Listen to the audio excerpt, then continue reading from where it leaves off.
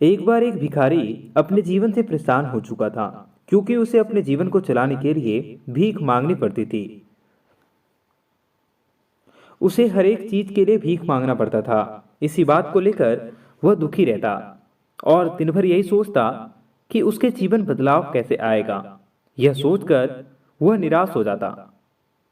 वह हर दिन देखता कि बहुत सारे निराश लोग आंखों में आंसू लिए और विभिन्न चिंताओं से परेशान लोग गौतम बुद्ध की तरफ जाते और वापस तब लौट कर आते। वो बहुत ही खुश होते। वो भिखारी यह नहीं समझ पा रहा था कि गौतम बुद्ध उनके साथ ऐसा क्या कर देते कि वो बेहद ही खुश हो जाते। वापस लौटते हुए लोगों के हाथों में न तो ढेर सारे पैसे होते थे और न ही सोने चांदी। तो फिर ऐसा क्या होता था कि लोग बुद्ध के पास लौटते समय इतना खुश हो जाते।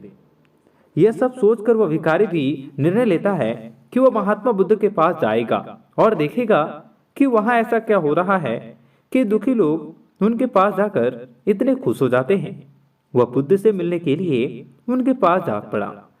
जहां बुद्ध मौजूद थे वहां बहुत लंबी लाइन लगी थी। वह भिखारी भी लाइन में लग गया और लाइन में लगकर अपने बारी का इंतजार करने लगा। देखते ही देखते उसकी बारी आई और उसने बुद्ध से कहा, बुद्ध, मैं बहुत ही गरीब हूं, मेरे पास कुछ भी नहीं है।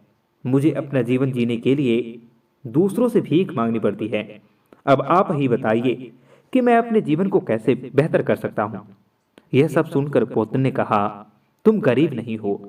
तुम्हें ऐसा लगता है क्योंकि आज तक तुमने कभी किसी के लिए कुछ भी नहीं किया, ना ही तुमने कभी किसी को दान दिया, ना ही तुमने दूसरों के लिए कुछ किया। यह सब सुनकर भिखारी के मन में एक आशंका जाग उठी। अपनी आशंका को दूर करने के लिए भिखारी ने पूछा, मैं तो एक भिखारी हूं, मैं लोगों को दान कैसे दे सकता हूं और कैसे लोगों की सहायता कर सकता हूं। मुझे तो खुद अपना जीवन चलाने के लिए दूसरों से मांगना पड़ता है। यह सब सुनने के बाद गौतम बुद्ध थोड़ी देर से चुप रहे और फिर उससे बोले, तुम्हारे पास हाथ है जिसे तुम लोगों की सेवा में लगा सकते हो और दूसरों का भला कर सकते हो।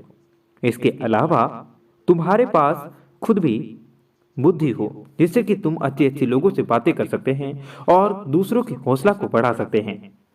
यह सब करके भी तुम दूसरों की सहायता कर सकते हो। जरूरी नहीं है कि दान सिर्फ पैसों से किया जाए।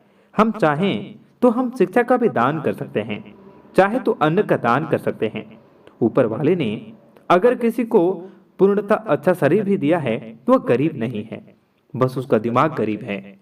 उसे इस विचार से हटकर दूसरों की सेवा में लगाना चाहिए।